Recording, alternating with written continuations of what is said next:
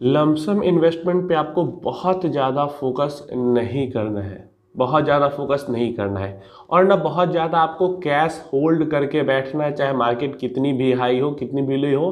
Cash बहुत ज़्यादा hold करके आपको नहीं बैठना है। मैंने कुछ वीडियोस देखी क्योंकि म्यूचुअल फंड में मेरा इंटरेस्ट है, देखते रहता हूँ वीडियोस, सर्च करते रहता हूँ, तो यूट्यूब भी मुझे उस टाइप के रिकमेंडेशन थे। मैंने कुछ वीडियोस देखी जहाँ पे ऐसा बताया जा रहा था इन्वेस्टर्स को कि आपको अभी तो बहुत बुल रन चल रहा है, आपको कैश होल्ड करके बैठना चाहिए, आपको हमेशा ही कैश होल्ड करके रखना ही चाहिए अपॉर्चुनिटी का फायदा उठाने के लिए।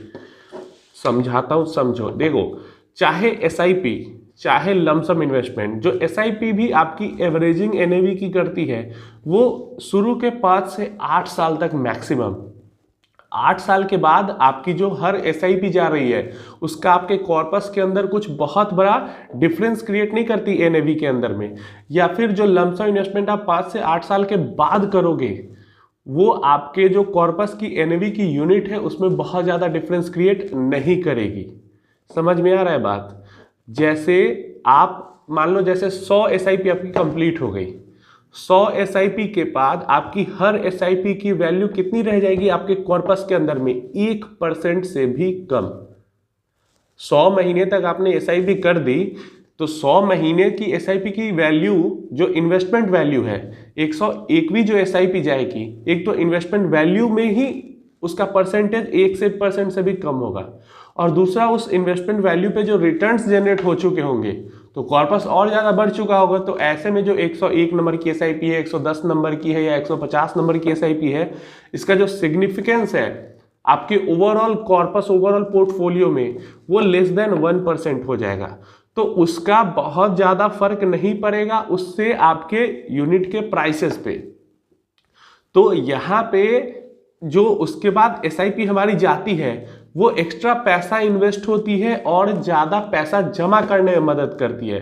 लेकिन बहुत ज़्यादा एवरेजिंग में आज से 8 साल या 10 साल, आज आपने इन्वेस्टमेंट स्टार्ट की तो 8 साल तक जो एसआईपी जाएगी वो तो आपकी एवरेजिंग में बहुत ज़्यादा हेल्प करेगी। लेकिन 8-10 साल बाद जो एसआईपी जाएगी वो बस एक्स्ट्रा पैसे ऐड करने में हेल्प करेगी।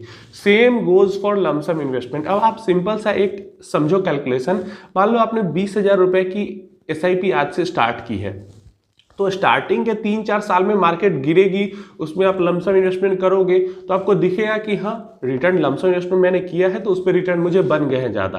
लेकिन जैसे ही 5 ईयर्स क्रॉस होगा, 8 ईयर्स क्रॉस होगा, मान लो 20,000 की एसआईपी स्टार्ट की, 10 साल में 1 करोड़ रुपए आपको अच्छे रिटर्न्स बने, 1 करोड़ रुपए आपके जमा हो गए।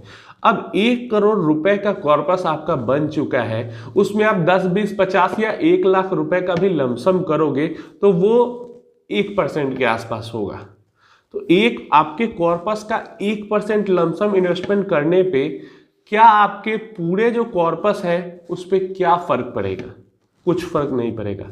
तो इसलिए जो एसआईपी है और जो लमसम इन्वेस्टमेंट है, ठीक है लमसम करना है क्योंकि जितना आप एक्स्ट्रा पैसा डालोगे उतना आपका कॉर्पस बढ़ेगा, ज़्यादा पैसे बनेंगे, बड़ा कॉर्पस बनेगा।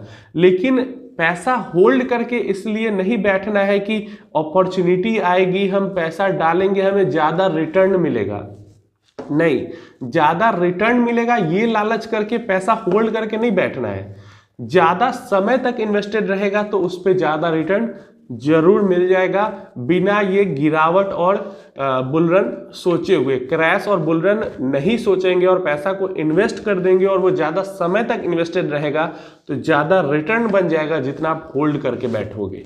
एक पास्ट के वीडियो में मैंने बताया था कि जो क्रैश वाली सिचुएशन रही है 1995-96 से लेकर 2020 तक में, जिसने पैसा रोक कर बैठा और क्रैश के बॉटम पे इन्वेस्टमेंट किया और जिसने क्रैश के टॉप पे इन्वेस्टमेंट किया, जिसने क्रैश के टॉप पे इन्वेस्टमेंट किया उसका ज़्यादा पैसा बना है अभी, सिंपली क्योंकि वो ज़्यादा समय तक इन्वेस्टेड रहा है।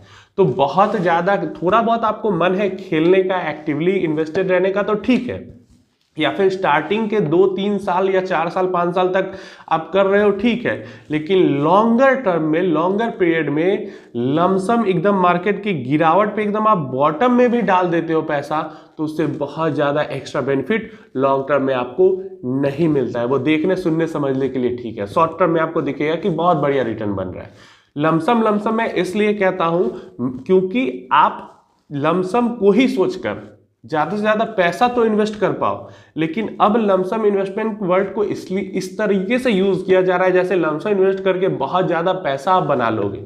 नहीं, ऐसा आप नहीं कर पाओगे। लॉन्ग टर्म में वो जो 10% या 20% या 25% तक के डिफरेंस में किसी ने इन्वेस्ट किया है, उसको भी लॉन्ग टर्म में जिसने पहले इन्वेस्ट किया है उसको ज़्यादा रिटर्न बने हैं, ज़्यादा पैसे बने। रिटर्न का परसेंटेज भी आपका हाई हो जाएगा, लेकिन जो समय आपने छोड़ दिया, मान लो अभी आपके पास पैसे है काफ़ी, लेकिन आप इन्वेस्ट नहीं कर रहे हो क्योंकि मार्केट की गिरावट का इंतजार कर रहे हो और अगले 1-1.5 साल तक मार्केट नहीं गिरता, तो ये जो 1-1.5 साल का गैप है, अगर अभी इन्वेस्ट कर देते और 1.5 साल बाद आप इन्वेस्ट करोगे गिरावट पे, तो आपको गिरावट पे इन्वेस्ट करने से ज़्यादा रिटर्न मिल जाएगा। XIRR के टर्म्स में रिटर्न ज़्यादा मिल जाएगा, लेकिन पैसे ज़्यादा नहीं बनेंगे क्योंकि ये जो 1.5 साल का समय है वो आपने मिस कर दिया।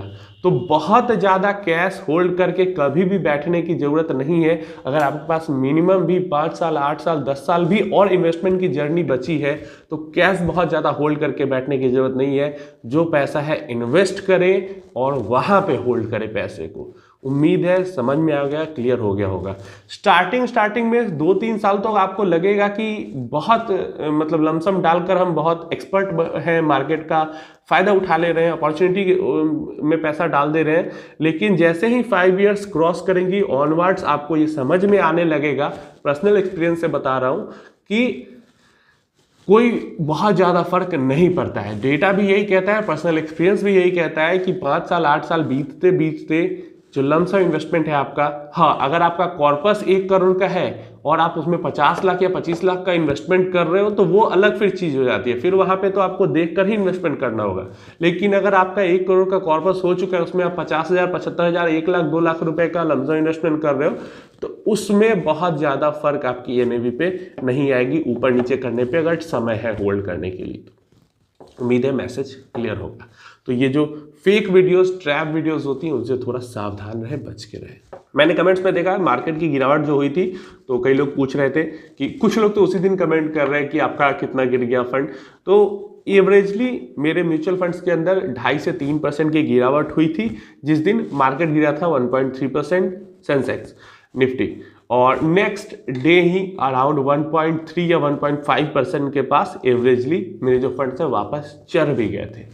तो आपका कितना चढ़ा या गिरा नीचे कमेंट में बताना। मेरा तो लगभग इतना ही ऊपर नीचे गया है और लगभग अभी भी 1-1.5% डाउन है, जो कि आज देखते हैं मार्केट कैसा रहता है तो वो चढ़ जाएगा। और आपने पूछा इसलिए मैंने, क्योंकि देखा था तो मेरे ध्यान में बता दिया, मैंने स्क्रीनशॉट्स नहीं लिए थे और कोई फर्क भी नहीं पड़ता क्योंकि अभी मुझे पैसे विड्रॉ ही नहीं करने, मेरे लिए अभी बहुत समय बचे हैं यहाँ पे। आप लोग भी इन छोटी छोटी चीज़ों से परेशान ना हो, लंबा गेम खेलना है, बड़ा पैसा बनाना है, तो बस इन्वेस्टेड रहना है, कैश होल्ड करके नहीं बैठना है, मार्केट में इन्वेस्ट करके बैठना है।